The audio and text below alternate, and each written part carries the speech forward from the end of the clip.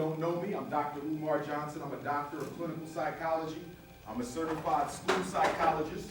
I'm probably the most known African American school psychologist. I say African American not because we are African American. That's impossible because you can't be a slave and a slave master all at the same time. All right. Okay, but I say African American so you understand that geopolitically I'm talking about us here in America.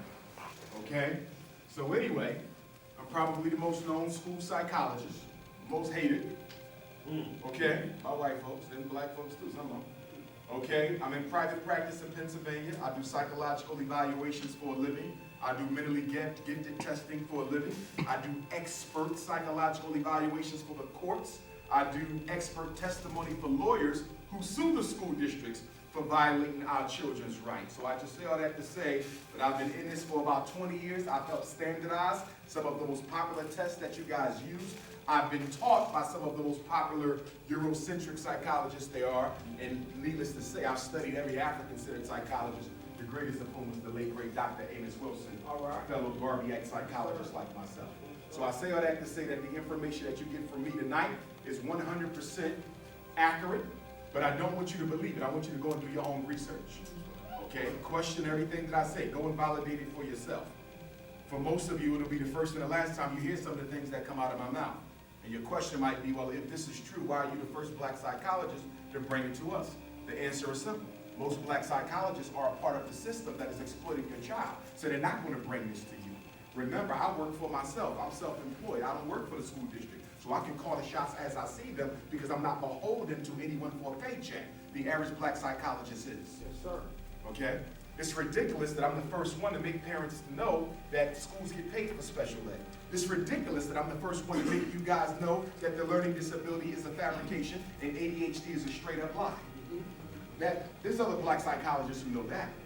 But again, they're aligned with the power structure, and I'm not. Now let's go ahead and get into this presentation right here. Okay? There's a war against black boys in the United States of America. Not just in the United States of America. That war is in London. It is all throughout Europe, and of course I'll be in London next week, and then, I'll be in London the second week of December, and then I go over to the Netherlands, Amsterdam, the second week of December. They're dealing with the miseducation. Down in South America, where I go, they're dealing with miseducation. The Caribbean is dealing with miseducation. Even in Africa, they have special ed and ADHD now in certain parts of Africa. So this is a global war against black boys. 5-6 stages in this war. The first stage is miseducation. Deliberate miseducation of black boys from birth until approximately the 3rd grade. It's on purpose. I need you guys to understand that, because I not only speak to you as a school psychologist, I speak to you as a school principal, okay? The miseducation is on purpose. It's not because the schools are poor. It's not because the teachers are uncertified. It's not because the mothers are unmarried. And it's not because the boys' pants are sagging. It is by design that the schools fail. And why must the schools fail by design? Because education is the most revolutionary process in any society. If it is done right, you automatically transform the oppressed.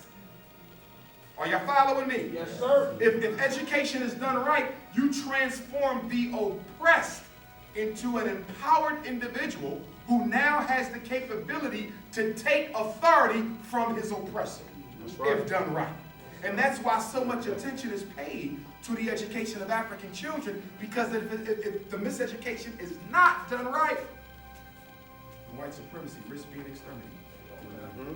That's why 93% of the teachers in this country are white female. That is by design. And they will never change that. As long as the handmaiden of white supremacy, the middle-class white female, is responsible for the education of the leader of the black revolution, the young black man, there will never be a revolution. So we need to understand, first and foremost, education, like psychology, isn't so much about the curriculum, isn't so much about the textbooks. It's about the person who's responsible for being the conduit of the information. And unfortunately, when we talk about education, we spend more time on the curriculum than the person who's responsible for delivering it. Are y'all following me? Now, I'm a therapist as well as an educator. Now, as a therapist, it doesn't matter how good I am at my trade. Let me take that back. It doesn't matter where I graduated from college. I could be a magna summa cum laude Harvard University graduate, or Howard. I can have all the degrees and credentials. But if your child is suffering from depression, or if you are suffering from depression, you come to me for therapy. My education don't matter. The only thing that matters is whether or not you feel, as my client, number one, that I give a damn. Number two, comfortable enough to let me into your personal life. And number three, have faith in my ability to help transform you. That's right. The degrees stop at the door. Teaching is the same way. A child, through their spidey senses that we call spiritual intuition, can pick up on whether the teacher cares about them or not in the first 30 seconds of class. Are y'all following me? That's right. So when you talk about education, you cannot start with curriculum. You have to start with personnel. Let me give you an example. If I had to choose between two scenarios, one scenario, the perfect curriculum, the worst teachers. Another scenario, the best teachers, the worst curriculum. Guess which one I'm taking? Give me the teachers. Because if the curriculum stink, they will transform it on their own. It comes down to the personnel. I just quit a principal job up in Pennsylvania about a month ago because I wasn't being allowed to make the decisions that I needed to make to improve education for the children. But one of the biggest challenges that black principals have is that we're often put in schools where we don't select who works in it. Are y'all following me? That's right. They give us a school already selected. This is the math teacher. This is the reading coach. This is the counselor. This is the school psychologist. And you're expected to win a war with soldiers you did not choose. Right. And that's one of the biggest problems in public education. We got some good black principals out there, but they're scared to do the right thing. Why? Because everybody knows that the teacher union is like the mafia of education. And if you piss off too many white teachers in the same building, they will sick the union on you. And next thing you know, the good black principal is being fired or forced to resign because he ain't doing what the teachers want. In education, you'll find it is the only profession in America where the leader, the supervisor, must follow the people they are supervising. So after they deliberately miseducate the black boy, and everything I speak on is relevant to the girls as well. It's relevant to the ladies as well. It's just that it's more aggressive against the young men. I want y'all to be clear about that. Then they want to special educate. Let's get into that. Special education. What is so special about special education? Absolutely nothing.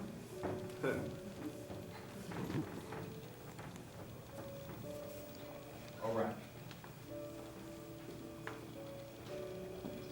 Special, I'll put SPED, that's the abbreviation. Special education is a federal law. It is from the United States Congress that was passed in 1975. It was called the Individuals with Disabilities Education Improvement Act. Excuse me, that's what it's called now. The original name was the Education for All Handicapped Children Act. Okay, EHCA, Public Law 94-142, United States Congress, 1975. They said any child with a disability had a right to receive a free education at public expense and that they could not be excluded from school. Up until 1975, in certain states, if a child was autistic, mentally retarded, language disabled, blind, deaf, the school would simply tell you, we don't have the services your child needs, keep them home, or better yet, you better find some money and pay for a private school because we don't work with kids with disabilities. Well, guess what? White parents got together and said that is a constitutional violation because the preamble of the nation's premier document says that every person in this country has a right to life, liberty, and the pursuit of happiness. So if a child with a disability cannot get an education, and we agree that an education is what prepares you for life, liberty, and the pursuit of happiness, to deny them that on the grounds of disability is a constitutional violation. Are y'all following me? And so that's when Congress stepped in and said, you know what, you're right. Denying children with disabilities the right to a free public education is a violation. and that gave special ed its life. Now, there was special ed before 75. Some states already had their own. Are y'all following me? New Jersey already had their own. But there was no national special ed until 75. I'm bringing this up because some of you might say, well, I was in school before 75 and I was in special ed. That's because your state had it. But it was not a federal program until 75. Now, most of you are probably saying, well, what's wrong with that? Giving children with disabilities the right to get an education, what could possibly be wrong with that, Dr. Umar?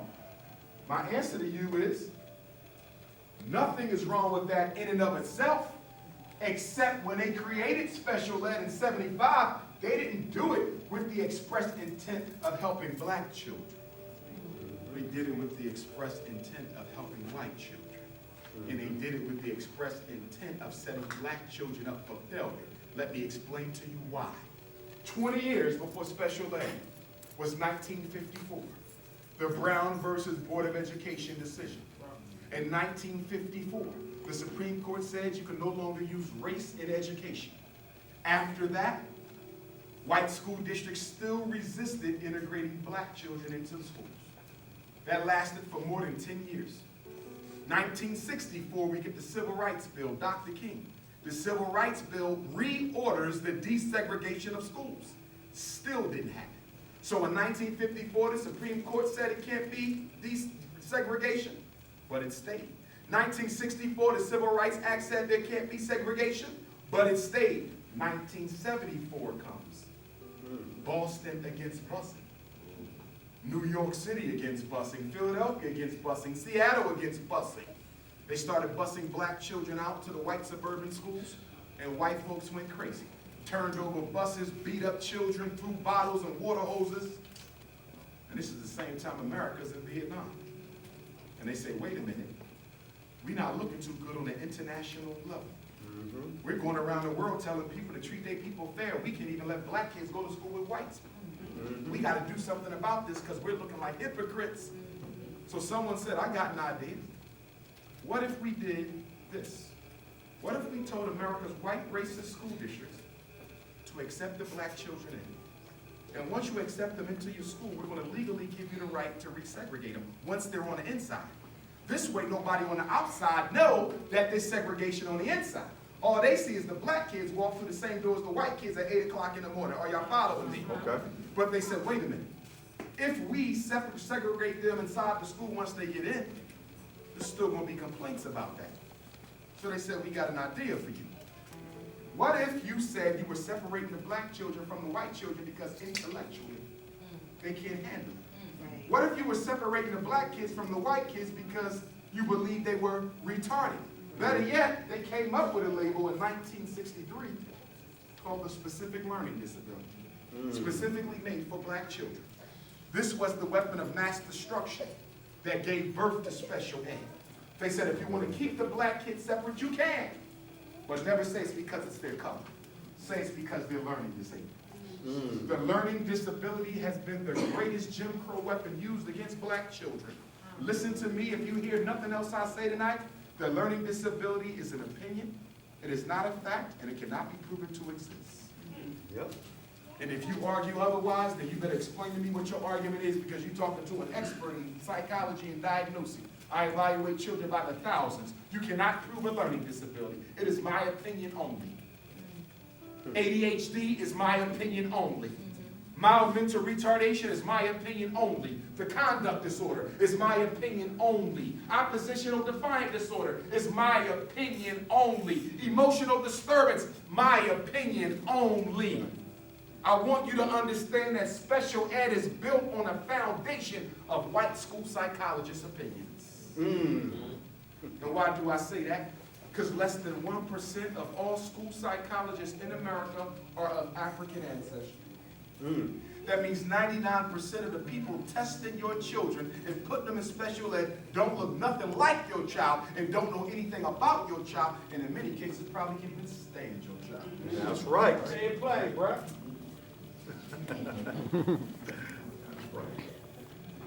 Question number 1. What should I do if the school requests permission to evaluate my child? You know what you need to do? The school call you up, Mr. Johnson, I want to test your daughter. Our niece is she's struggling in mathematics. You can't just test my child. You think she might have a learning disability. Well, first of all, I know you can't even prove that. That's just an opinion that y'all going to make up. I know why my child can't do math. It's because y'all haven't taught her how. That's right. Are y'all following me? They want to test your son for a reading disability. You tell them why your son is struggling. See, I need y'all to take the power of interpretation back from the school. Y'all let the school tell y'all why the child's struggling. You tell the school. No, you can't evaluate my child. Why not? Because I already know the reason. The purpose of an evaluation is to find out something you don't already know. If I already know that my son can't read, it's because y'all didn't teach him. Why would I give permission for an evaluation? When my son was in first grade, his teacher was fresh out of college, couldn't tie her own shoestrings. I'm not even sure if she could read herself. Second grade, my son was being suspended 5 days every month. How can he learn how to read when y'all never even leave him in a classroom? Right. Third grade, my son's teacher went out on maternity leave in September, and my son had to deal with 25 substitutes from September to June. Don't tell me he got a learning disability. Y'all have a teaching disability. That's right. You take the power back. You are always the expert on your child. But once you sign that permission form, once you John Hancock that paper, you basically just say, I'm giving the school permission to tell me why my son can't read. You just put his life in their hands. Because once you put that boy or girl in special ed, they are not likely to ever again be able to read, write, or do math on their grade level. Right. The average black full-time special ed child is not prepared for the world of work by the time they graduate from high school, because special ed legally miseducates. Why? Because if you have a disability, then the whole definition of a disability is you are disabled to do what your peers can do. So since you are disabled, we're not going to teach you the same reading. We're going to dumb it down. We're not going to give you the same math. We're going to dumb it down. We're not going to give you the same writing. We're going to dumb it down. So here's my question to you, Black Tacoma. If your public school system is already dumbed the hell down, why would you let them dumb your child down even more? Right. You letting them create a criminal right before your eyes and with your permission. And let me be honest, black parents, because it's not always about white supremacy. Well, yes it is, but sometimes it's also.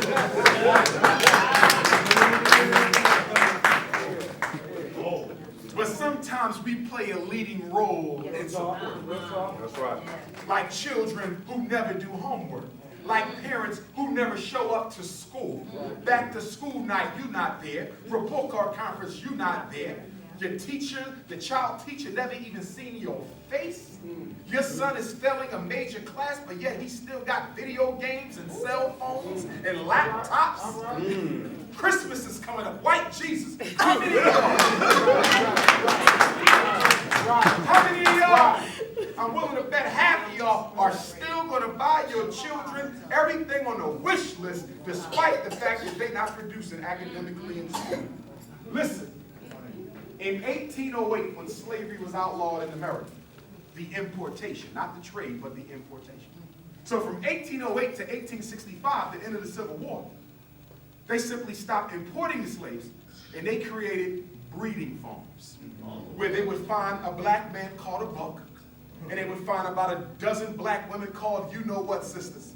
And they would put y'all in these houses, and the job of the man was to impregnate the woman and produce more slaves for the system to exploit for financial gain. Well, guess what? Some of us are still.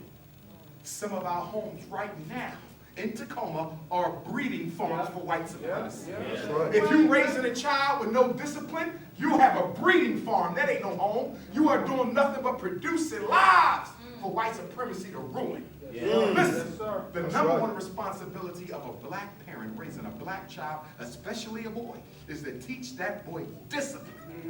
Discipline. If your son don't have discipline, white supremacy is waiting to swallow him up. Discipline is what he needs. And what is my definition of discipline? The ability to make yourself do what you don't feel like doing when it got to be done, whether you like it or not. If your son ain't got that, if he don't have that, he ain't got nothing. My single mothers, I love y'all to death. Y'all doing a good job. And I apologize on behalf of some of my brothers, but not most of them, who should be there helping you. But some of y'all got to do a little bit better job, because some of you are babyfying, sisterfying, effeminizing your son by doing everything for him and not making him do nothing for himself. I walk into your house for therapy, and you got 5 boys you raising, but you the one scrubbing the bathroom floor. Something's wrong with that. I walk into your house, you got 3 teenage boys, but you the one taking out the trash. Something is wrong with that.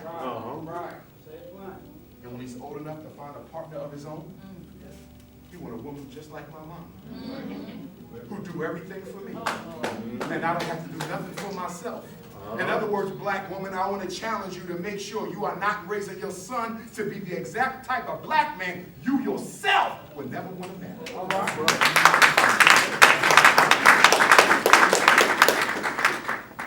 And we got to stop this nonsense going around about my son don't need his father. I'm the only parent he ever had. You might be the only parent he ever had, but every child needs their mother and father, and they need them equally. Same thing I say on that table back there. I got a DVD called Baby Mama Drama. It was a talk show we did in Philadelphia. I was like the black Dr. Phil. Okay?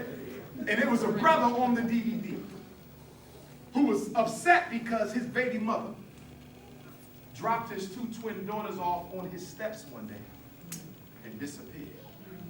She reappeared when they was around 12. She wanted to get reacclimated with her daughters. At the baby mama drama session, he stood up and said, hell no, I told her she can't be in my daughter's lives because she had no business to walk out in the first place. I said, you're right, she was wrong for walking out. But whether she walked out, rolled out, or skated out, she's still those girls' mothers. And at the end of the day, they're going to need their mother, whether you like it or not. Make sure you're not making decisions about your daughters based on your own pain. That's right. I said you will let them girls get reacclimated with their mother, because we got to stop playing God choosing who can and can't be a parent to our children. You chose that when you laid down in lust and made them. If you could lay down and make them, you should be able to stand up and race. That's right. That's right. Now, they special educate our children. And then the next stage is psychiatric medication. Ritalin, Adderall, Concerta, Cyclin, Metadate, Risperdal, Prozac, Paxil, Zoloft, and the list goes on. And the sad thing about these drugs is there's no different than the ones they sell on the corner. According to the Drug Enforcement Agency of the United States government, Ritalin is a Schedule II drug, which means it's just as addictive as cocaine and opium. You don't have to believe me. Go to the library. So let me get this right, America. Let me get this right, America. You have a whole prison system that is built on incarcerating black males for selling drugs. Your whole system is built. But you take that same drug that sent that boy's father to jail for a mandatory minimum of 5 years, and you'll change the label on it and call it Ritalin, and give it to his son so he can sit still long enough to learn about Christopher Columbus.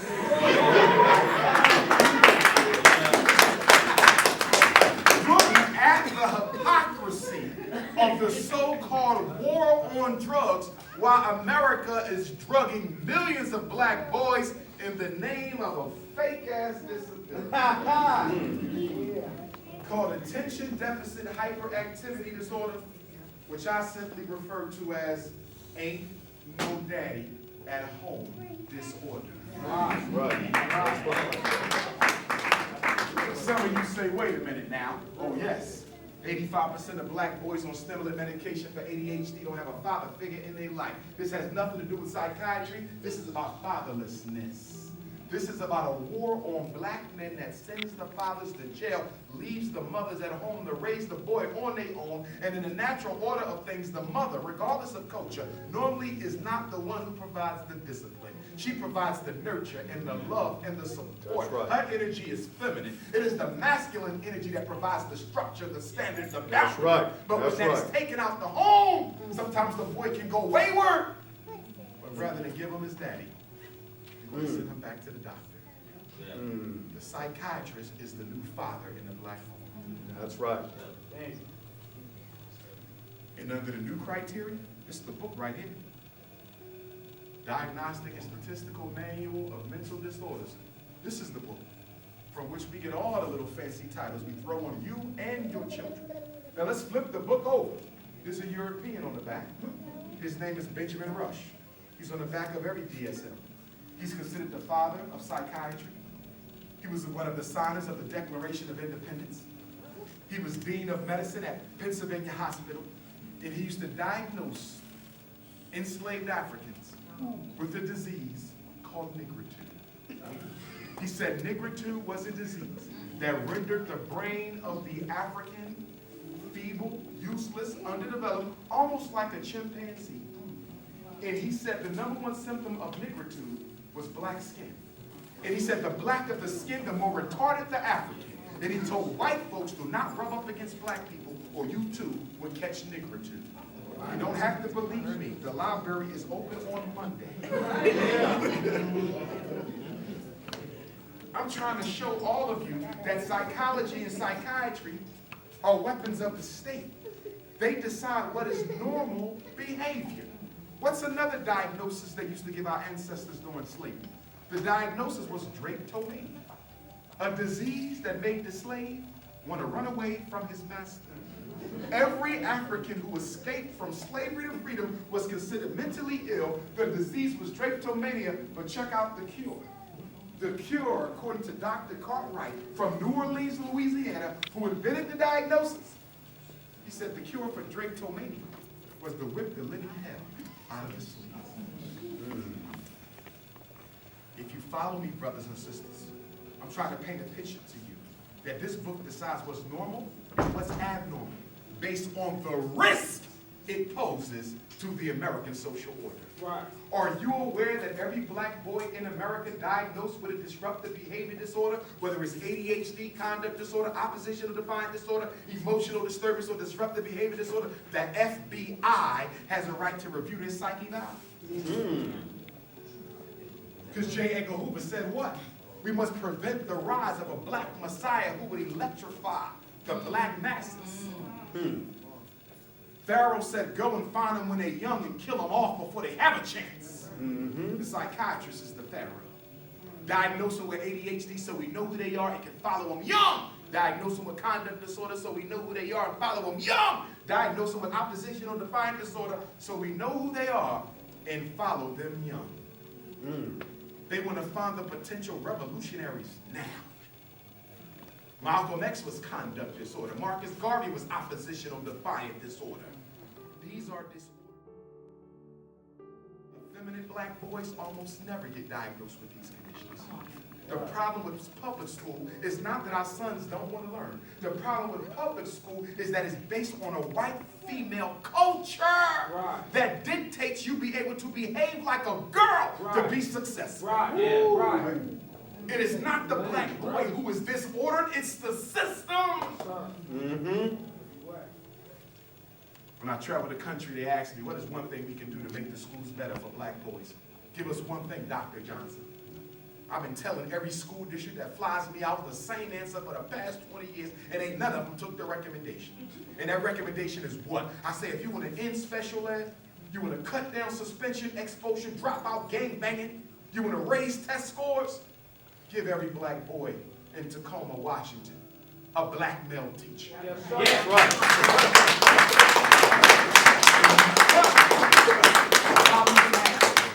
But there's only one problem with that. If you want to give every black boy in Tacoma a black male teacher, If we want to give every black boy in Seattle a black male teacher, we have to lay off a whole hell of a lot of white females. We cannot do that because our white teachers got mortgage. They got private school bills. They got car notes. They're saving for retirement. And then guess what they do when they don't have enough teachers to fill these vacancies? They go and get Teach for America. White racist teacher recruitment agency that goes around and find white folk with bachelor's degrees, uncertified, and bring them right to Seattle and Tacoma and stick them in a class with your children. And don't know nothing, don't know how to teach or nothing. And these same know-nothing teachers are the main ones telling you your child got a disability. How can you tell me my son got a math disability when your ass can't even count yourself?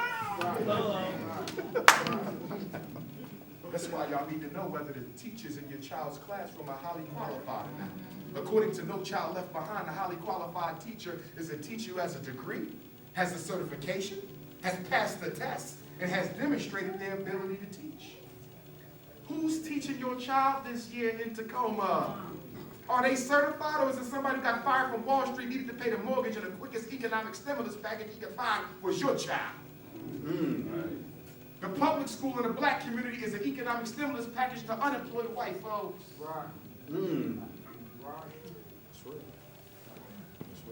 I know good black folk who would love to be and teach for America. I know a lot of brothers with bachelor's degrees looking for a job. They would love to go into the classroom and give back, but they don't get hired.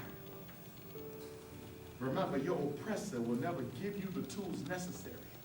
Your oppressor will never give you the tools to overcome his control over you. And that's why our children are never schooled in the arts of power. Our children are never schooled in the arts of economic domination. Our children are never schooled in the arts of military takeover. The stuff that makes the world go round, your child ain't taught none of it. They give them Anne Frank, Helen Keller, Christopher Columbus, the Star Spangled Banner, the Pledge of Allegiance, and President Obama.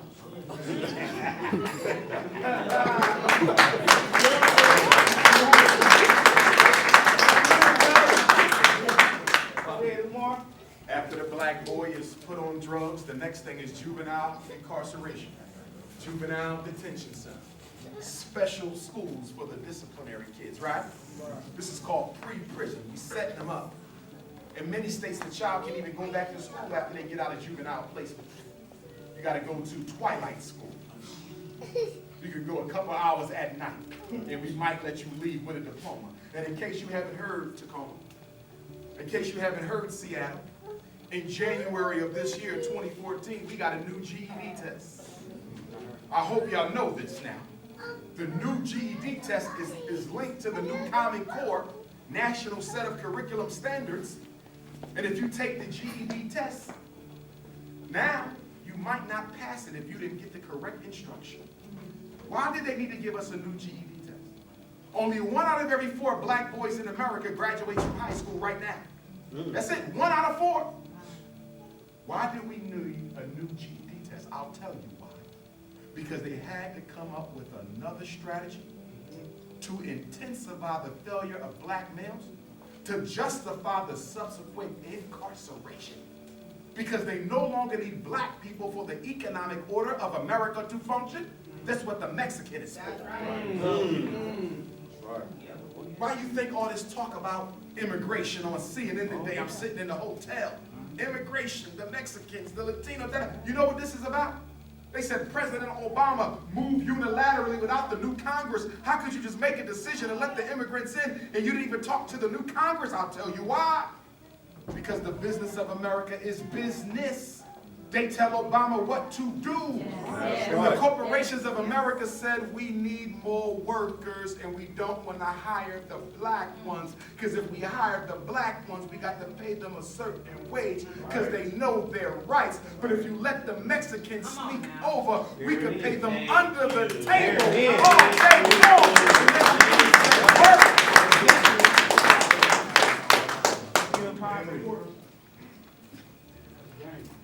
Mexican and Latino are here to take your place. Which is why you must resist the attempt to fall for the multicultural identity crisis. Exactly. They're trying to convince every African in America to put down your blackness and pick up the banner of multiculturalism. Yes, sir. You need to form a coalition with Arabs and Asians and East Indians and Native Americans and Latinos and Mexicans, all of whom can't stand your black ass, but you need to form a coalition with other brown people and fight as a unit of multiculturals against the white power structure. Hell to the no. Because even though they are non-white folk, they are just as racist as white folk, and every one of them participated in our oppression one way or the other. That's right. Including your so-called Native Americans, who some of y'all love. Every black person got some Indian in their family. But did you know all 5 of the major tribes fought with the Confederacy against the Union? Did you know many of the Native American Indian tribes had slaves of their own? And are you aware that most of them that have casinos right now passed regulations that said no black person, whether you got Native in your blood or not, can claim any part of the inheritance on their reservation? And you want to be a Native American. Black folks, they trying to be something they not. You gonna find that you got an Irish grandmother and you want to paint your house green. Tell me I'm wrong. A black person finding out they got white blood is like a black person hitting the damn lottery. Guess what? I'm half Portuguese. They won't even let your ass on a Portuguese airplane. We don't want to be black no more, and everybody knows it. Raven Simone on the Oprah Winfrey show. I'm not African. I'm not African American. I'm just an American. Well, I know my ancestors came from Africa, but I don't know where they come from. But I do know that my roots run through Louisiana. So what you're trying to tell me, Miss Raven Simone, is because your ass don't know your history, you cease to be what you really are. Everybody trying to run from blackness. That's why the United States Census, they gave us all these new designees on the census now. You can be multicultural, multiracial, biracial, Latino, Pacific East Islander, Southeast Asian, and all of them is black by another name. That's it. My ancestor, Frederick Douglass, was the product of a rape. Did anybody ever call him biracial in his 75 years of life? No. Hell no. My great-great-great-great-grandfather, Stephen Bailey, his brother, the product of a rape. Did anybody ever call Grandpa Stephen biracial? Hell no. He was Negro and nigger like the rest of us. But now in 2014, we done got sophisticated. And nobody's seeing any pride in being black no more, so we want to escape under other labels. Listen to me. You don't suffer for what you call yourself. You suffer for what you do not do for yourself. A lot of us think we can outname ourselves out of oppression. Well, I'm a Hebrew, I'm a Moor, I'm a Nawapian, I'm a this, I'm a that. I have no problem with none of the labels. But please don't think for one moment that the white man sees your ass any bit different because you got a new vowel in your name. We all in the same boat. Yes, sir. And we need to stop trying to run away from it because it ain't changing. Same plane, bro. We done been through every strategy we could potentially use to be accommodated, amalgamated, integrated into America. We done changed our names, we done changed our religion. Black women still changing their hair. Ain't nothing changed yet. Black man dating outside your race. Woo! Get him. Y'all got it bad in Seattle.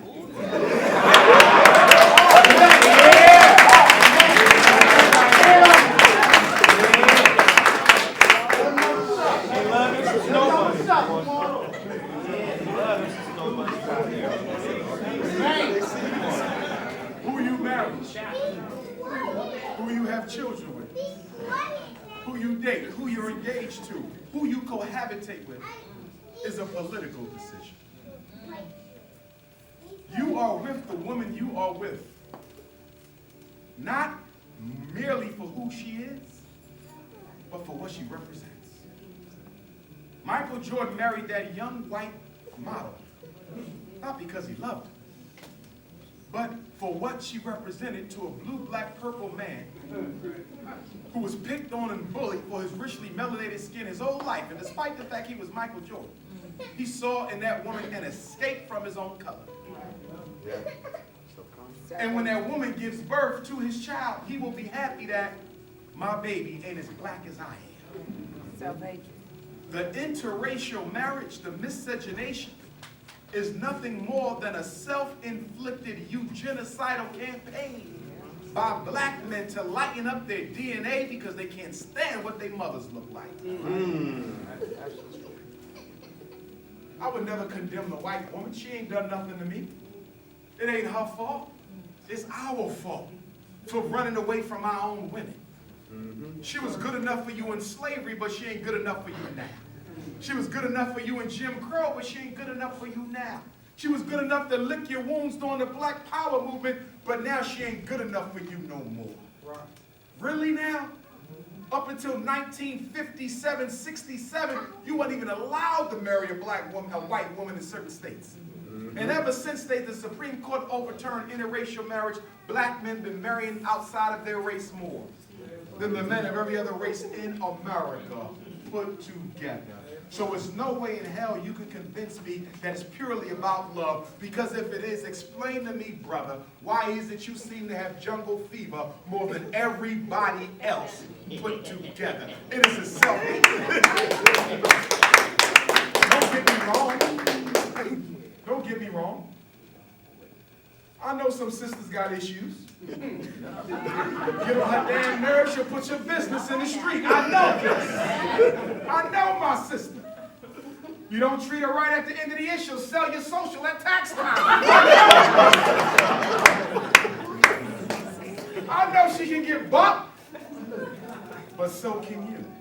And if she can put up with your ass, you can put up with hers. We in this together. We family. If one rise, we all rise. If one fall, we all fall. We got to get our cultural glue back that once held us together. The Honorable Marcus Messiah Garvey, greatest black leader of the 19th century, the one who paved the way for every other leader after him, who didn't give him credit after they stole his ideas.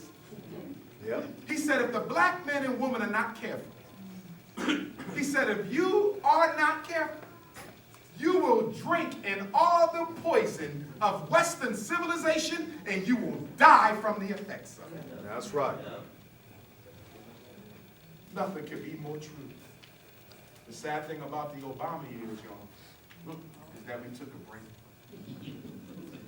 And white folks anticipated it. Because they knew most of us have never been properly politically educated. True. But if you was politically educated, you would know what? You would know that whenever a black face goes into a high political place, the condition of black folks gets worse. In Philadelphia, we have a black mayor. It gets worse. In most cities, whenever you have a black person in charge, it gets worse. Why? It's not purely because you have a black person. It's because the black politician is elected 9 times out of 10 on white money. Because black people are not economically organized to finance our own candidates. So no matter how well-meaning I might be in Tacoma, if I run for mayor and it's the white folks who finance my commercials and my handbills and my television commercials and everything else and my speeches and lectures and radio interviews and t-shirts and signs, if it's the white folk who finance me, how in the hell can I carry out a black agenda? That's right. That means for every sellout black politician, we have ourselves to blame partly, because we're the ones who did not back them with our money. So as long as you keep economically disorganized, as long as you do not create the ability to finance your own politicians, the black politician will always sell you the hell out. Because guess what, y'all? We've been miseducated. We've been led to believe that politics controls money. That's the biggest lie told in America. Money controls politics. This miseducation thing is sad. You know why it's sad? Because we have the economic potential to give our children a separate, independent educational reality. It's sad because right here in the Seattle area, you guys are going to spend over $1 billion on Christmas gifts. From next Friday to New Year's Day, you guys are going to spend over $1 billion for Christmas gifts. $1 billion! And here I am with $220,000 fundraiser and can't even get $2.5 million. Do you know that the white folks in Ferguson, Missouri and around the country gave that white cop over $300,000 in a week? Yep. And I'm sitting on 200 after 5 months. Talking about slavery is over. The number one goal, the function, the prerogative, the premise of slavery was to make the victim a willing accomplice in his own extermination. That's right. See, we keep talking about overcoming white supremacy in the world, white supremacy in the community, white supremacy in government, white supremacy in the schools, white supremacy in the courts. But what about the white supremacy that lives inside of you? That's right. What about the fact that every black woman has a little white girl living in her? What about the fact that every black man has a white boy living in him? Have you exorcised the devil within? Because until you exorcise the devil within, the one without will always remain free. So we're going to build the Frederick Douglass and Marcus Garvey Academy. Yes, we are. We must. Some people ask me, Dr. Umar Johnson, you're the foremost scholar of our day. You're more requested than all the other ones put together. You're almost the only one who get invited to colleges anymore. Are you meaning to tell me that with all your potential, the only thing you can give the black folks is a school? Well, let me explain that. As a psychologist, I know that before we can have an economic revolution, before we can have a military revolution, before we can have a political or cultural revolution, there must be a psychological revolution. Yes, sir. Right. Yes, sir. The mind is the first and the final frontier. If you don't change the way black people think, you change nothing about black people. That's right.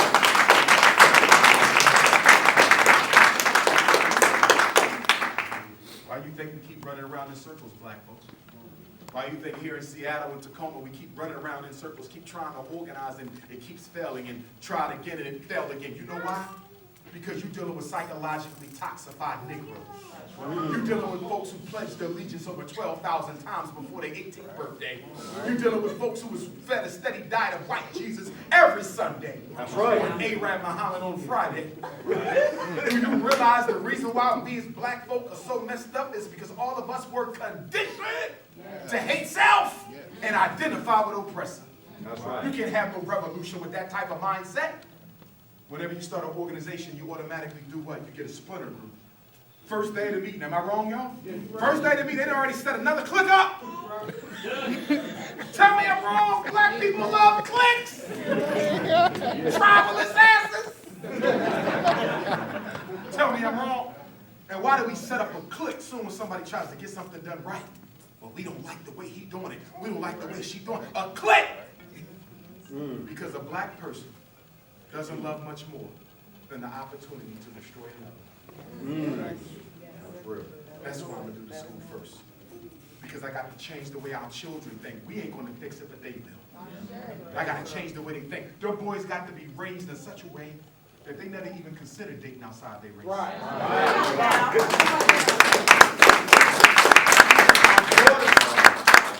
Our daughters have to be raised in such a way that they never even consider not having natural hair. All right. Our adults got to be conditioned. They got to become the adults who would never spend $1 outside of a black business. Not at all. That's right. Our problem is we taking psychologically damaged blacks and you trying to create something from that. As a therapist, I know that people don't change easy.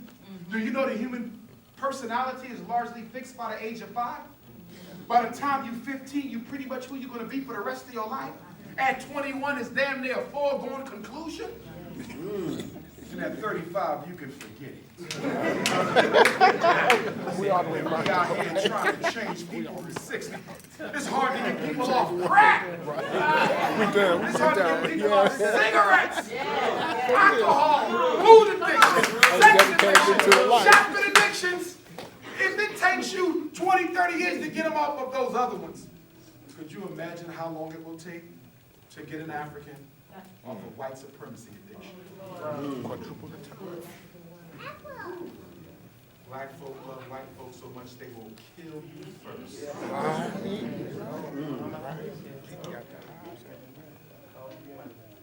Brothers and sisters, you never let these schools touch your child unless you believe there's something wrong with your child. That's the first thing I'm going to ask you. Dr. Umar, they want to test my son. Do you believe something is wrong with your child? Not really, but they said. I didn't ask you what they said. Do you believe about your child? I don't care what they said. Did they birth that child? No. If that child goes to jail, are they the ones who got to live with that? No.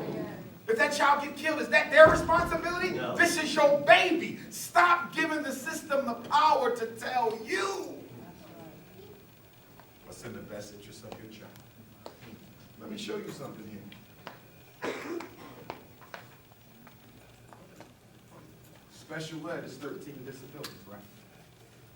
Let me break them down. Specific learning disability, 8 types.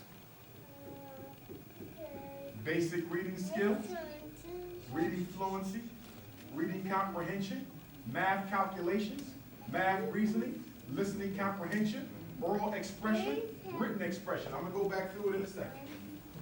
Emotional disturbance, mild mental retardation. I'm going to put the ADHD, other health impairment.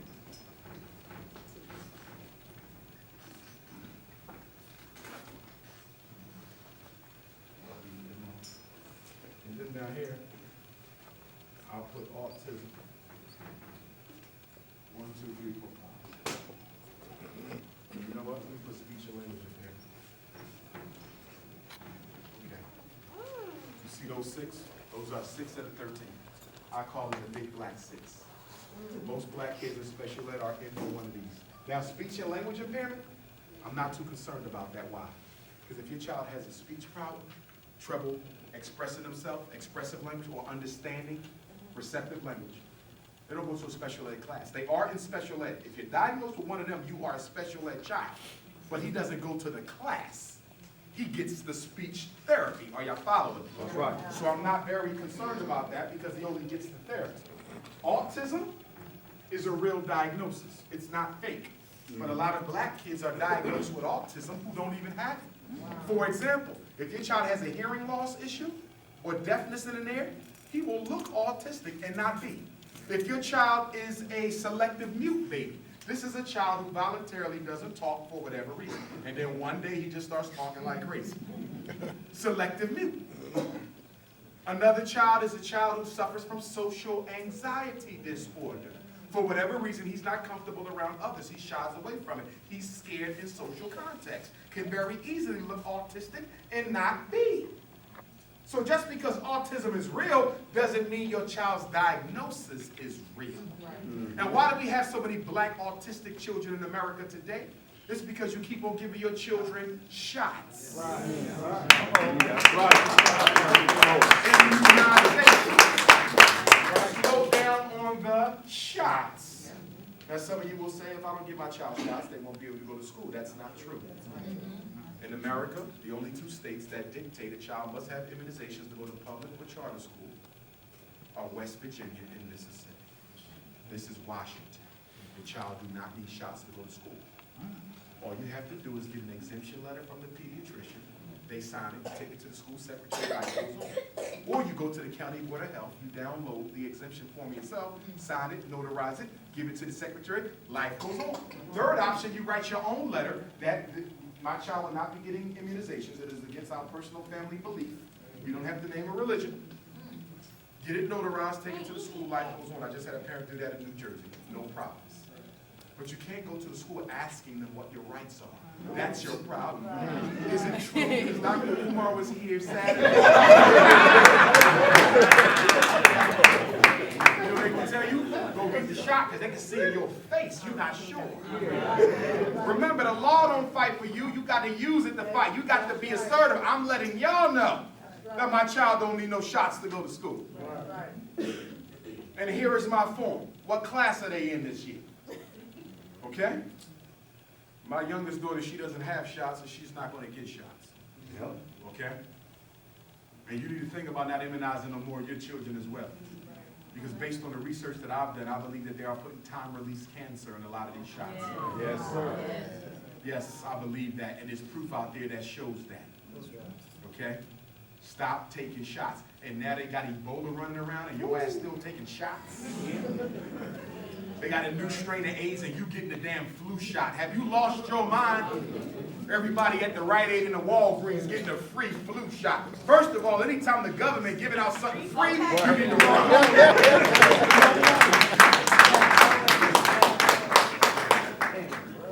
My elders, stop taking that flu shot. You don't need that flu shot. There's herbs you can take. There's teas you can take.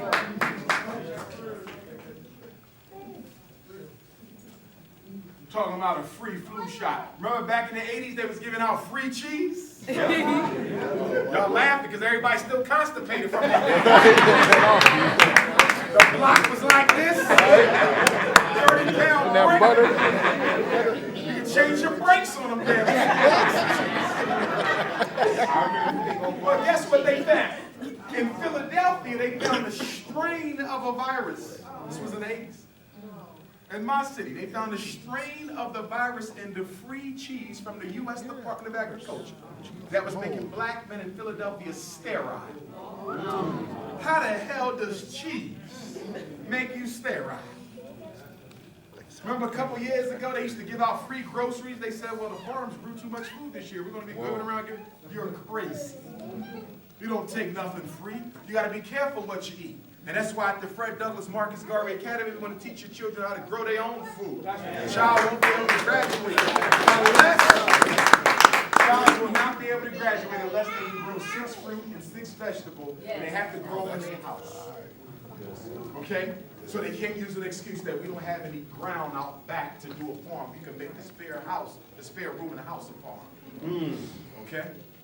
We're talking about a whole new revolutionary education. People say, why we need another school? Don't we got enough of them? Yeah, but you ain't got the right one. Right. Yeah. First of all, half the African-centered schools I see ain't nothing but Eurocentric schools with a dashiki and a damn drum and 6 white words. All you do is take white education and give it a damn kente cloth. That ain't no damn African-centered learning. Still got the girls coming to school with wigs and we're blind-ass Beyonce hair talking about we African-centered school. That's a contradiction. And I want all my mothers in here to hear me clearly. When your daughter show up to the Anna Douglas and Amy Garvey RBG Leadership Academy, she got to show up happy to be nappy or she can't show up at all. I'm letting y'all know right now, there will be no weave, no wig, no perm, no straightening comb, no hair color, or no Jerry curl. We're taking it back to the roots. Some of y'all say, well, what does my daughter's hair got to do with you giving her a decent education? My answer, black mother, is everything. Because the first thing I got to teach your daughter before I teach her anything else is to love herself. And she's going to love herself so much, she's going to come home and she's going to be talking to you like, Mama, why you still a slave? That's right. Come home and tell him you go home, your homework assignment is to burn white Jesus off the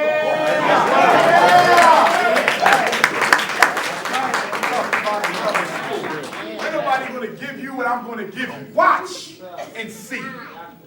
Already got over 7 licensed black pilots who already said they will come to a school and train our kids how to fly airplanes for free. Ain't nobody telling us to send our kids to college. Send them to college. Send them to college for what? Are you aware there's more than 2 million black folk in this country with masters and doctorate degrees who can't find a job? Those of y'all who've been to college like me, and I got 6 degrees, you know the only thing you guaranteed to get in college is debt to the bank. It's another form of economic slavery. I was watching it on CNN today. I think they be reading my article. CNN. College education even worth it anymore. It costs the average child $100,000 to get a 4-year degree and no job to pay it back. That's right. No. For our children who want to go to college and have the grades to go, we will support them because we do need doctors and lawyers. We do need engineers. Yes, we do. That's our black professional class. We don't want them to be the damn bourgeoisie boule class, but we need a black professional class. But what if your son don't want to go to college? What if your daughter don't want to go? What's wrong with him being an auto mechanic? What's wrong with being a plumber, a carpenter, electrician, HVAC, woodworker, computer net? Listen, I know electricians who make more money than surgeons. I know folks who got auto shops who make more money than the best engineer from Lockheed Martin. And it didn't take him a bachelor's and a master's. It took him 2 years in a trade school. And he got auto shops all around the city. One of the richest men in the city, and he wears a blue suit to work, not a white shirt and a tie. We got to re-educate our children's minds because we have fed them a diet that says unless you wear a white shirt and a tie to work, you a failure. But I'm seeing now more and more, the more you wear a white shirt and a tie, the more you in debt to the banks. You can go to trade school, almost no debt. 2 years and you've done. Become a master tradesman, you can tear a house down and put it back up together. And that's why we're going to teach your children financial and economic science. Every child is going to be a master of real estate in their home state. Imagine your child in the 9th grade knowing real estate inside and out, be able to take the test and pass the license the day after graduation. Imagine your child having their own business plan by the time they done the 10th grade. Imagine your child having their own investment portfolio by the time they done the 11th grade. My school is based on the premise that you don't need college to be successful. My school is based on the model that when your child leaves me, they better be able to make a decent living or I failed them. It'll be based on the model that education is about one thing: preparing our children in the art of acquiring, maintaining, and protecting global economic and political power. Yes, sir. Right. Yes, Right. sir. That's what this school is about. We're going to have a maritime academy where we teach them how to float ships. Marcus Garvey put ships on the water, the only leader to do it. People laughed at Garvey. What the hell we need with a black star liner? Mr. Garvey said, if you want to be serious about economic power, you got to have distribution. Are you aware that we're the only race on the planet who don't have a distribution network? If everyone in this room had a product you wanted to sell, when you wanted to sell it to black folks all over the globe, how are you going to get it to your brother in Europe, your brother and sister in Africa? How are you going to get it to South and Central America? How are you going to get it to Australia and the Caribbean? You know how? You're going to go to the Jewish distribution. You're going to go to UPS and DHL. You're going to go to the post office. Right. You're going to have to go to white folk to fly, float, drive, and sell your product around the world. And because they're the ones doing the distributing, they're going to keep 98% of every dollar you make. That's right. Even our damn rappers ain't got distribution. Right. Read an article a couple of years, y'all heard about it, when Sean Puffy Combs, the richest of them all, didn't have no distribution for his music. So nothing got sold from Bad Boy until one of the white folks gave him a deal and allowed him to redistribute his music at a heavy cost. I'm talking about you free. Slavery ended in 1865. Black people own half the wealth. Excuse me, 1/2 of 1% of all the wealth in America. Here we are 149 years later, we still stuck at 0.5%. In a century and a half, your wealth ownership hasn't even increased 0.25%. Where's your supermarkets? Where's your factories? Where's your schools for your children? Where's your airplanes and your submarines? Where's your distribution lines? Where's your production plants? You want to be treated equal? But you got to do the things to make yourself equal. You get 24 hours in the same day like every white man and every Arab. We all got the same time. We all got the same bodily functions. We all got a brain in our head. If we are as great as we claim to be, and I know that we are, we got to manifest it and show it. Yes, And one thing we got to do, I told my elders this at ASCAP last weekend, 2 weeks ago. I said that studying the history is due. We need to know who we are, where we come from. I love the Egyptology movement. Dr. Ben helped to wake me up when I was a freshman in undergrad. But I said at the end of the day, brothers and sisters, if all we want to do is preach to our children about what they used to do, how great we used to be, how glorious we were in the dynastic period of Kemet, if all I can share with him is what we were, and I can help him be what he needs, then I'm irrelevant. In fact, I ain't nothing but a preacher. A black scholar who ain't doing nothing but talking about the past ain't no different from a damn preacher. Because that's all the preacher do is preach from the Bible about what was. This is what Jesus said. This is what Jeremiah said. This is what Moses said. Our kids don't want to hear about no past-based learning. They want to know, how can you help me make money now? How to build power now. How to stop from being killed by police now. Right. I was on a panel discussion in Philadelphia Friday, day before yesterday. And the question was posed to the panel. Why don't our children listen to us no more? Why don't they respect us no more? And the whole panel went and they saved your brother for last. And I said, let me make this real simple for y'all in this audience. I'm going to make it really, really simple.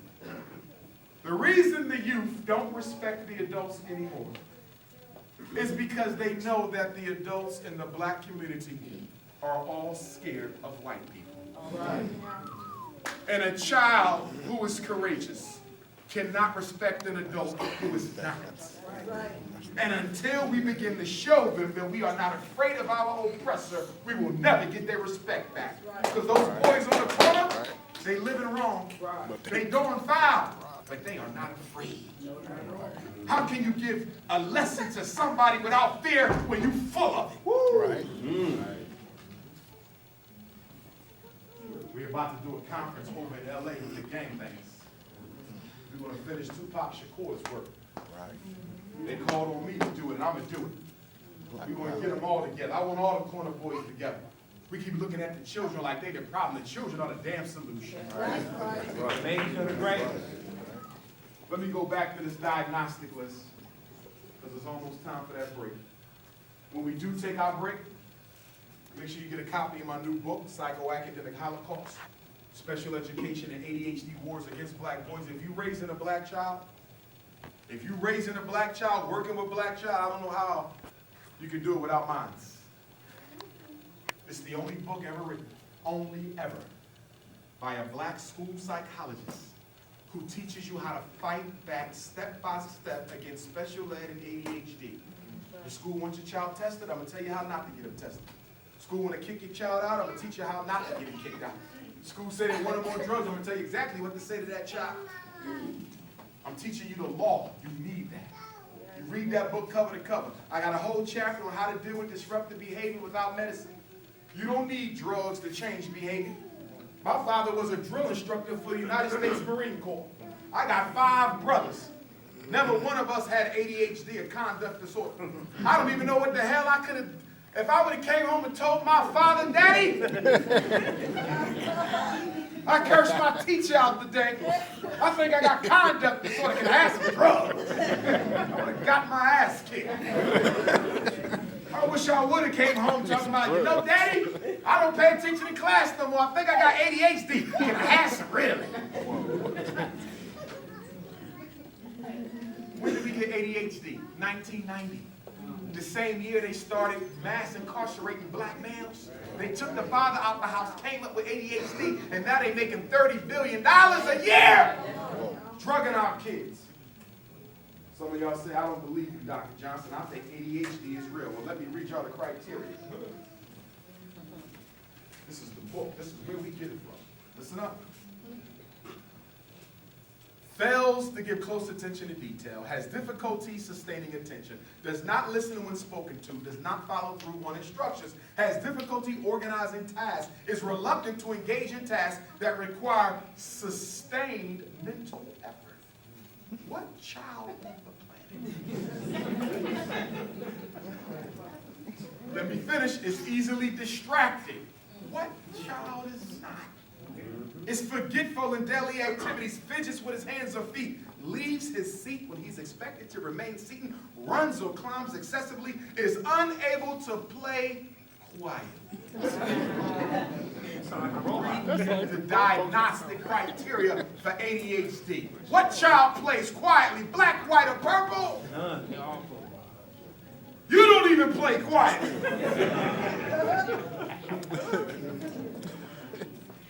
Kids coming to school, Dr. Umar, I think my daddy was beating my mom up and she was laughing. No, nah.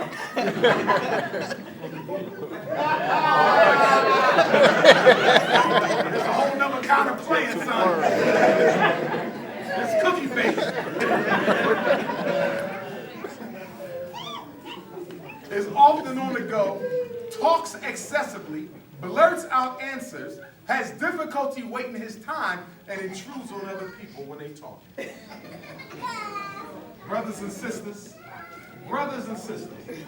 did I not, some of y'all like, is he serious? Yes, I just read Judah Christ. Did I not describe everybody in this damn room right now?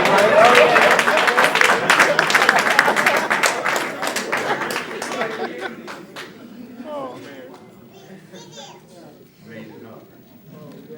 They made it up out of thin air. They get paid off our boys. Mothers, stop. Stop getting your sons tested for ADHD. Stop. I know he's getting on your nerves. I know the school is calling you, trying to break your back. Don't do it, because they're going to give them pills. And those pills are going to kill brain cells. Those pills are going to cause early onset dementia. Those pills are going to cause sickle cell. Those pills are going to lead to sexual dysfunction. It's going to erode his ability to have children when he's older. Those pills are going to cause heart problems. Your son might be on dialysis by his 18th birthday because of Ritalin and Concerta.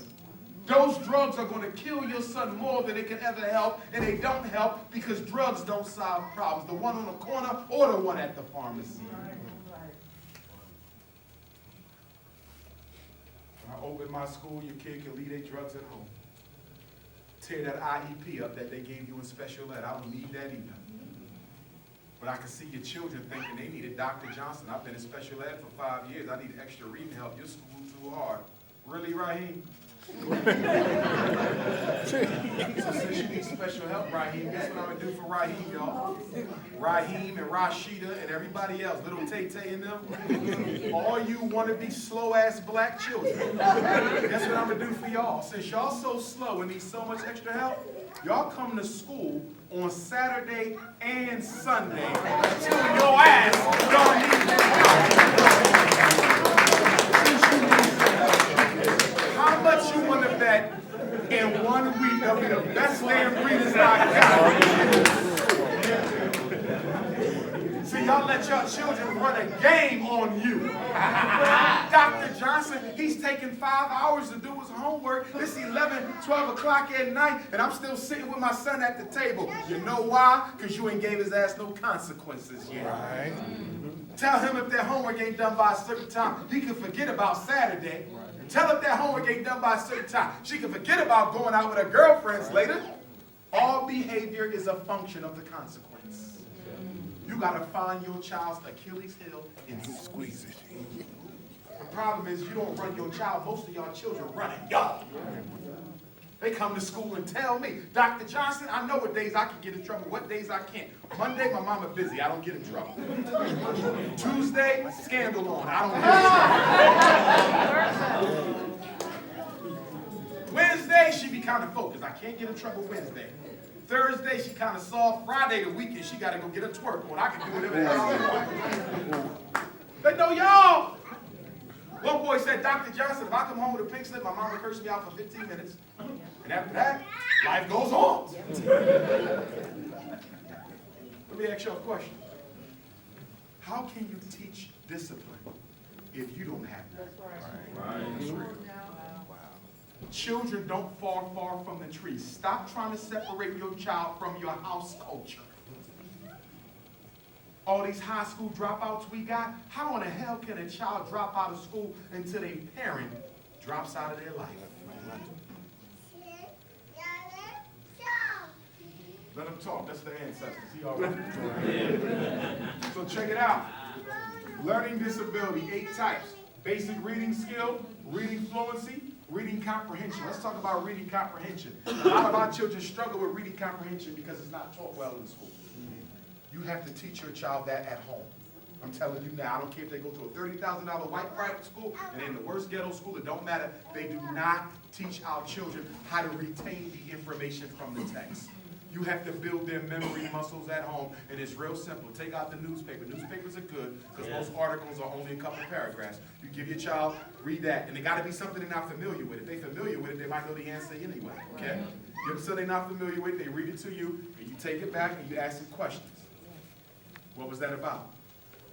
What is likely to happen as a result of that? Who's the main character in it? Who's the protagonist? Who's the antagonist? What would you do based on what you read? How is this going to affect us as a family? They get the questions wrong, you give it back to them again. Make them read it again. Build the memory. Make them pay attention to what they read. A lot of your children can decode well. I give them, they can read all through it. And then when I take the book back and say, well, I have some comprehension questions for you, Raheem and Tay-Tay. And Raheem and Tay-Tay can't answer one thing. Who was the main character? I don't know. What happened when they went down south? I don't know. What's likely to happen? I don't know. But he the first day and one finished reading. Because what most teachers do is once a child is fluent, they stop. They never get the comprehension.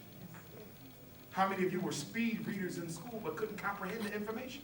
What good is being able to read fast if you can't retain? And then they say, well, the black kids must be stupid because the white kids are scoring 15 points better than the black kids. I know y'all tired of hearing this one.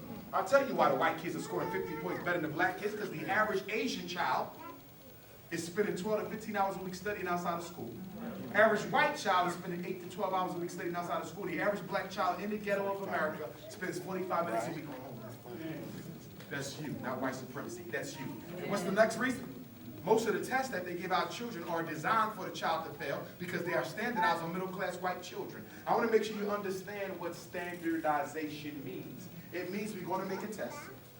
In order to make the test normal, we got to choose a population that is going to be the normal group. Are y'all following me? So if I'm a test maker and white middle-class children are going to be my standard sample, do you know what that means? That means most of them, by design, have to pass the test. Are y'all following me? Go ahead. This is where the white bias, white privilege is based in the test. So of course the white kids are going to do better because the test was normed on their intelligence. With standardization, before they give the test out to the children, they already tested the test before your child took it. Yes. That's what standardization is. And y'all out there, I hope the black kids do better in Tacoma on the Washington State assessment. Do you realize they already know how well your child is going to do because the people who make the test know the quality of the education? Across the whole board. And why they keep giving our kids all these damn tests? You know why? Because it helps them justify why our kids don't get opportunities. And their children do. The test is white supremacy's way of looking scientific and unbiased about the crap they do. Listen, what do you think would happen if black kids started doing better than the white kids on the state assessment? They would burn that damn test the next week. You know why? Because if the black kids are doing better, how the hell do you explain so few of them at the University of Washington? How do you explain only one working on a doctorate? Only one working on a medical degree? Only one in the engineering program? Only one working on his doctorate in psychology? If the black kids are doing better than the whites on the test, how do you explain the lack of opportunity for our children? It can only be racism. So the only way to protect racism is to make sure the whites do better. I'm giving you the science. Yes. Drop it. I'm going to take it a step further. I'm going to break at 8 on the dot. And we'll break from 8 to 8:15, come back. 8:15 to 9 o'clock, I'll do the second presentation. 9 and 10, I can sign books and take pictures. And we'll be out of here by 10:30.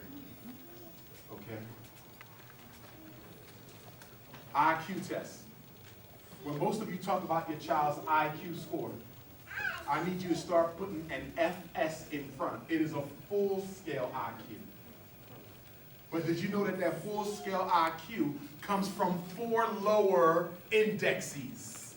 One of them is non Verbal IQ. How well your child can solve problems for which they've never been educated, that don't require them to speak, only think. Are y'all following me? That is universal. Black, white, and Chinese, everybody does well. Processing speed, IQ. How well your child can process a problem. Fastest, how fast, how efficient is your son or daughter at getting a problem correct? Black, white, and Chinese, universal. The next one is WMIQ, working memory intelligence. How well can your child hold information in their mind and use it while they're holding it in their mind? Are y'all following me? Working memory. Like a good freestyle rap artist, somebody who makes their rap stuff out the blue, they gotta have excellent working memory. They got to pull words, think of the concept, and flow all at once. Are y'all following me? These are universal. But there's one more left, brothers and sisters. And guess what that one that is left is called? It's called verbal IQ. This is where the racism is. What is verbal IQ, Dr. Umar Johnson? Verbal IQ is based on the words, the ideas, the concepts, and the language that white people use. It has nothing to do with how smart your child is. It only tells us how accustomed they are to white language in conversation. Are y'all following me? Right. So when they talk about the black child is 15 points dumber than a white child, this overall IQ is being affected by white supremacy and cultural bias. So let me ask you a question. If the black child is doing less well because they don't understand white middle class language, that means the white kid is doing better because they have the benefit of it. Are y'all following me? Right, so then some of y'all would say, Dr. Umar, if you're telling me that this is the only bias test scale, why don't they get rid of this and leave those three and just let those three make it? Are you crazy? This is a racist ass country. If they take out that verbal, what might happen to the IQ scores? The black children might start outperforming the white children, and now you have educational revolution. Right. Guess what else is going to happen? A lot of them black kids you got in special ed will suddenly not qualify no damn more, which means the school district going to lose money because every time I diagnose your child with one of them labels on that board, they get an economic stimulus package. A child in special ed is worth twice as much as a regular one. If Tacoma is spending $7,000 on a child, that means once Dr. Umar says he needs special ed, he worth $14,000. Are y'all listening to me? Because some of y'all got kids who've been in special ed for 10 years. That means the school got 10 years times the extra $7,000. That's $70,000 more. And you know what's sad about it? The children who get the most money, the special ed children, ironically get the worst education. How the hell do the kids in that class get more money than the whole school put together, and they have the worst academic outcomes? Let me go a little bit further. If I'm a special ed teacher and I like my job, I might fabricate a lie on your child and say that they slower than what they are. They lower than what they are. Because once my class size drops to under 8 or 9, the principal see I only got 9 kids instead of the 15 I'm allowed to have, he might write my position out the budget next year. They're going to force me to transfer to another school. And I like this school because the black parents aren't involved, which means I ain't got to do shit. Can I keep it real tonight, brothers and sisters? They love to work in the ghetto schools. Oh my God, are you serious? Those parents don't show up. They don't care what you do with their children. Back to school night, the only people there are the teachers. I'm giving it to y'all real. Y'all think white folks don't like the ghetto schools? They love them. No accountability to the neighborhood because the neighborhood don't care. I'm telling you what's real. You're talking to a principal here. In fact, some of the parents, you got to wring their damn neck. I had parents, they had to beat the hell up because I was making it too hard for their children. Dr. Johnson, you told my son if he don't do his homework, he get a detention. You're damn right he is. I got to teach that boy discipline. Lord knows you not. He watching you argue with the principal against the consequence that he know he earned. Look at the message you're giving your son. This damn ghetto cycle ain't gonna never stop until we do something different. If you raise your children the way your parents raised you, nothing will change. That's right. And that's why I want my school to be residential. I don't want y'all asses nowhere around. Stay your ass in Tacoma. And some of y'all so trifling. Mommy, can you come get me Dr. Johnson? It's too hard. He got us cleaning and we're up early and push-ups and sit-ups. Oh, let me go get my baby. Dr. Johnson, no, you're supposed to leave his ass there. I'm trying to make a man out that damn boy. That's right. And let the men raise the boys. Took my white Jesus. Speaking of white Jesus. Go in. Stomp it out.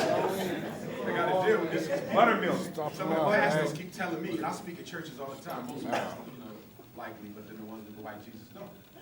And people say, well, what's wrong with the white Jesus? Color don't matter. The color of God don't matter. I said, well, really now? Because I met a pastor in Florida last month when I spoke at the Marcus Garvey School in Jamaica fundraiser in Fort Lauderdale, who said that he was always told the color of God didn't matter. So he decided to get a painting of a black Jesus. And he said that painting that he got of a black Jesus years ago still ain't been hung up in his church yet. And he said he came to one conclusion. The color of God doesn't matter until you want to make God black. Then it matters a whole lot. Yeah. And this is coming from a pastor. Brothers and sisters, the reason why you must burn down the white Jesus picture in your house is because your brain is an image-saving and associating machine. That's right. The pictures you feed your brain, it will use and it will form all kinds of conclusions based on the image, because as the old adage goes, a picture is worth 1,000 words. So let's feel me now. You got a little child, and they go to Sunday school every Sunday. They go to church. They watch white Jesus every day. They never told that they're never told that God is white, but they see that Jesus is the Son of God, or God, and he's white, right? So without nobody teaching him to love white folks, he automatically starts associating white Jesus with every white man he meets. And his brains begin to draw the conclusion that if God is white, maybe that's why the judge is white. Right. Maybe that's why Bill Gates, the richest man in the world, is white. Okay, let's go. Maybe that's why the police are white. Maybe that's why everybody who owned a business are white, because they was all blessed by their white guy. And that's why many of us automatically adopt the servitude posture in front of white folks, because we was conditioned to serve white folks in Sunday school before we even got in front of a white teacher. The black community taught most of us to love white folks, not the white teacher. That's right. So when you go home tonight, you got to burn that shit. Don't just throw it away, because somebody will get it out the trash.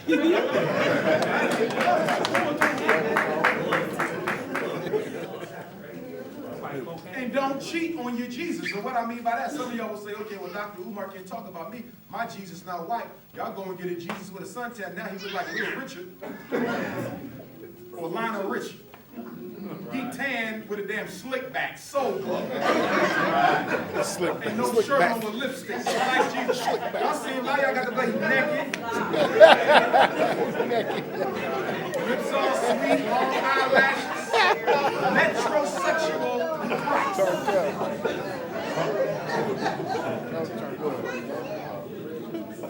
Oh, I can't stay. Brothers and sisters, last thing I want to say before we take our break. Emotional disturbance. Never let your child get evaluated for ED. This is called he's going to jail later diagnosis. How do you know the school wants to diagnose your child for emotional disturbance? It's real simple. They call you up and say, he's having behavior or emotional issues. If the school ever says the word behavior or emotions, you know they want to diagnose your son as emotionally disturbed. Why? Because that's the only label. That's the only label. That's the only label in special ed that deals with emotions and behaviors. And once he's diagnosed with ED, what do? They lock him up in the basement around the corner from Freddy Krueger. He's not allowed to come out. Y'all see them kids, right? They don't learn shit because they all swinging from the roof, riding bikes on the ceiling.